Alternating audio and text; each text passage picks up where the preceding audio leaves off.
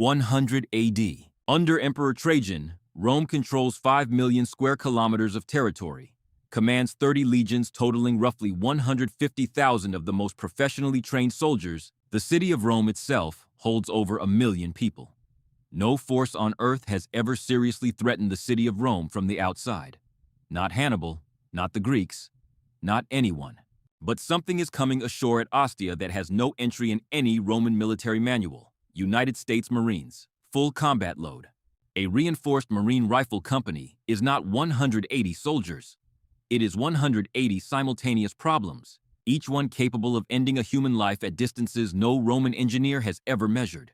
Every Marine carries an M27 infantry automatic rifle, accurate to 550 meters, firing 600 rounds per minute, weighing less than the gladius and scutum a Roman legionary carries into battle combined.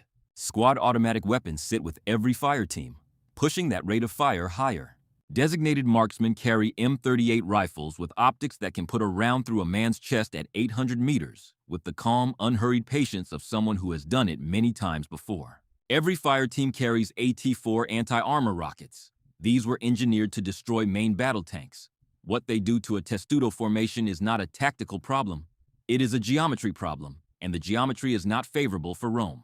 In the back of the formation, 2 M224 mortars, portable, lightweight, capable of dropping 60mm explosive rounds on targets 3,500 meters away with no line of sight required. The crew sets them up, dials and coordinates, and men die in places they never saw the threat coming from.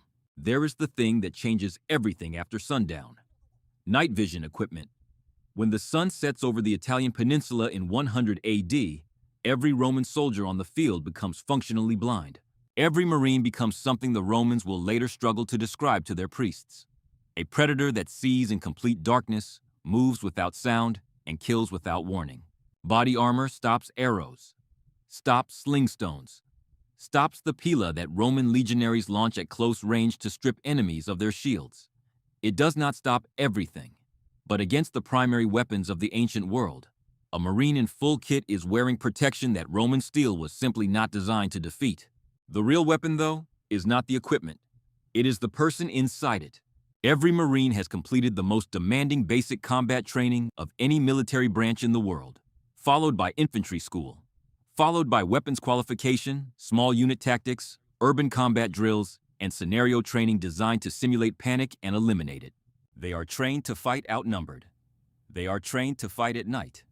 They are trained to keep shooting accurately when everything around them is designed to make them stop.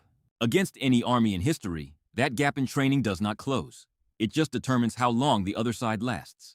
Rome in 100 AD is not going to stand in a field and be confused to death. The Roman legionary under Trajan, he is a professional soldier who signed 25 years of his life over to the empire and has spent every one of those years being made harder. Their equipment is deceptively lethal. The scutum in formation is not a shield. It is a wall. Interlocked with the shields of every soldier beside it, it becomes a system that has absorbed cavalry charges, arrow storms, and the full weight of enemies twice Rome's size and kept moving forward.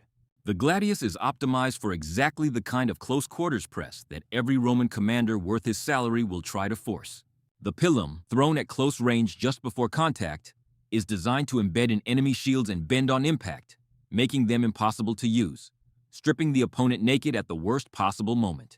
And commanding all of this in 100 AD is not a politician who learned war. Trajan is a soldier's emperor. He led men in the field before he ever sat on a throne. He knows what disciplined infantry can absorb and what it cannot. He knows terrain. He knows logistics. He knows that every enemy, no matter how strange, has limits, and he is going to find them. He has 30 legions, roughly 150,000 soldiers across the empire. In Italy alone, within marching distance of Ostia, he can concentrate forces that dwarf anything 180 men can face and survive indefinitely. The numbers are not a detail. They are the entire strategic problem for the Marines, and there is no clean solution to them. The Marines come ashore before dawn. Ostia's harbor watch sees the boats first. Small, fast, silent in a way that oared vessels are not. By the time the watch captain has decided this is worth reporting, the first fire teams are already through the harbor gate. The guards at the gate are the first Romans in history to hear the sound of suppressed automatic weapons fire at close range. They are also the last to hear anything at all. The company moves inland in tactical formation toward the Via Ostiensis, the road that runs straight from the port into the heart of Rome itself, 18 kilometers north. Word reaches Trajan within the hour. Riders from Ostia describe something that makes no sense. A small group of soldiers in strange dark armor have taken the harbor. They carry weapons that produce thunder and light. Roman soldiers are dead with wounds that have no explanation in any medical text. Trajan listens to all of it and does what every great general does when faced with the unknown.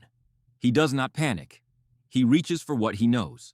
He sends a full cohort, 480 of his best, down the Via Ostiensis at double march to assess and contain.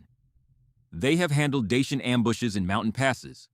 They have held lines against forces 10 times their size. They are exactly the right instrument for dealing with the small raiding force that has gotten above itself. They meet the Marines 6 kilometers outside Ostia on open road.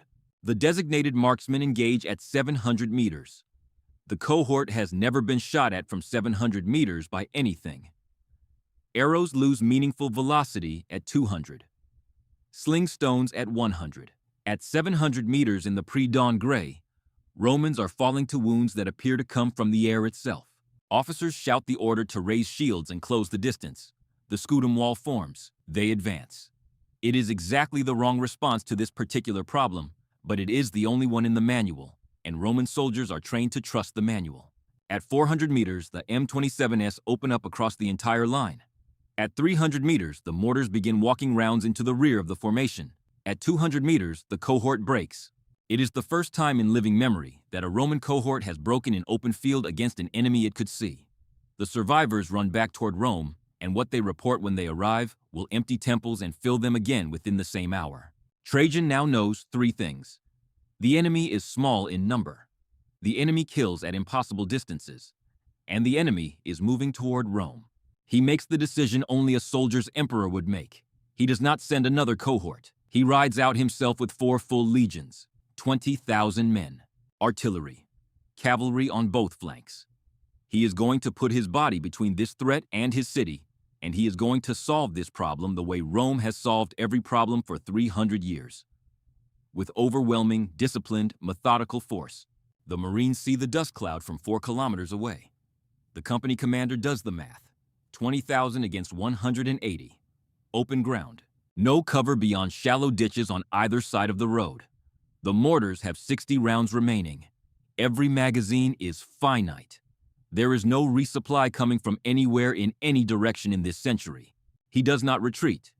He finds the narrowest point on the Via Ostiensis, where the road passes between a stone embankment on one side and a drainage ditch on the other, compressing any advancing force into a column no wider than 8 men across, and he puts the entire company into a defensive line across it. The first wave of legionaries hits the Marine line at a run, shields up, pila ready, screaming the battle cry that has broken enemies on 4 continents. The Marines fire in controlled pairs, exactly as trained, and the front of the Roman column simply stops existing. The second wave pushes into the first. The mortars drop into the compressed mass behind them. The road becomes impassable with the weight of Rome's own dead. Trajan pulls the infantry back and sends the cavalry wide around the flanks. The designated marksmen take the cavalry officers first, then the horses. Riderless horses scatter into the infantry. The flanking maneuver collapses before it closes. Trajan watches all of this from a position 300 meters back. He has lost perhaps 800 men in 40 minutes.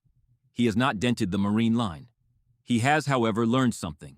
The enemy does not move from the position. They are anchored to the narrow ground, which means they chose the ground, which means they are aware they cannot fight on open terrain indefinitely. He orders the legions to stop, to set camp. He is going to starve them out. It takes 3 days. On the first day, the Marines hold the position and sleep in shifts. Night vision patrols push back every Roman probe in complete darkness. Trajan loses another 200 men to an enemy he cannot see in an environment he cannot operate in. On the second day, the ammunition situation becomes critical. The mortars are expended. AT-4s are gone. Rifle ammunition is being rationed at the fire team level. They can hold the choke point. They cannot hold it forever. On the third day, Trajan does something no enemy of Rome has ever caused a Roman emperor to do. He sends an envoy, not to demand surrender, to ask a question. Who are you? Where do you come from? What do you want? The company commander sends the envoy back with a map. On it, a single circle, Rome, and a single word, written in Latin by a Marine, now. Trajan reads it for a long time. What happens next is the part that history, had it recorded this, would have argued about for centuries. Trajan does not send the legions. He rides forward himself, alone, to the marine line, unarmed, in full imperial regalia, because he is a soldier, and soldiers, in his experience, understand one thing above every other thing. Trajan stands 40 meters from the Marines. 180 men who held a road against 20,000 for 3 days without losing a single soul. Whatever passes between the Roman emperor and these soldiers from the future is a silent acknowledgement of warriors across 2,000 years. The Marines enter Rome, not as prisoners, not as ghosts, but as something Rome has no category for, and therefore no instinct to resist. 1 million citizens line the streets in complete silence, their understanding of the world revised in real time. Atop the Capitoline Hill, the company commander looks out over the greatest city of the era. He does not plant a flag. He is a Marine, not a conqueror. But Rome, for the first time in history, has been entered by a force it could not stop.